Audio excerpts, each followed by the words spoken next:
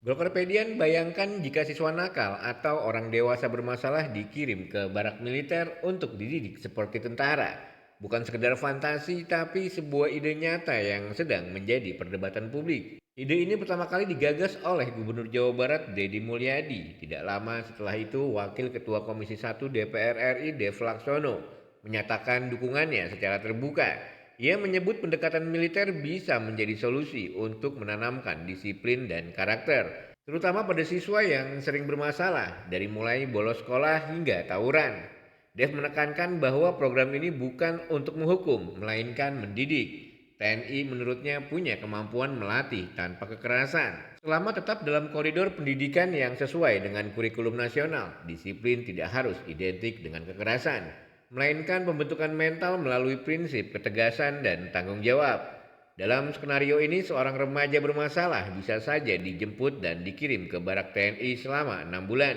Di sana mereka tidak mengikuti sekolah formal, tapi belajar kedisiplinan, kerjasama, dan penghargaan terhadap otoritas.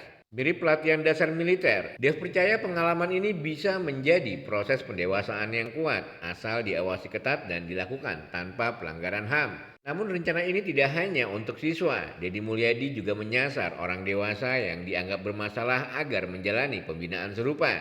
Dan disinilah kritik mulai bermunculan. Banyak pihak mempertanyakan sisi etis dan legal dari program ini. Apakah benar mendidik bisa dilakukan dalam sistem militer tanpa merusak hak individu?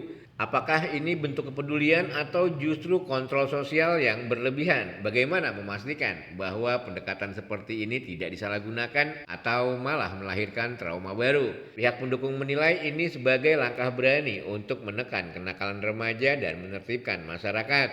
Tapi pihak yang menolak melihatnya sebagai potensi ancaman terhadap kebebasan sipil dan pendidikan yang seharusnya inklusif. Brokerpedian pertanyaannya, apakah kita siap mengambil resiko sebesar ini demi disiplin? Atau kita harus mencari solusi lain yang lebih humanis dan tidak menormalisasi pendekatan militer dalam dunia sipil? Setuju atau tidak, ide ini telah membuka kembali diskusi penting. Bagaimana seharusnya kita membentuk karakter bangsa tanpa melukai jiwa manusianya?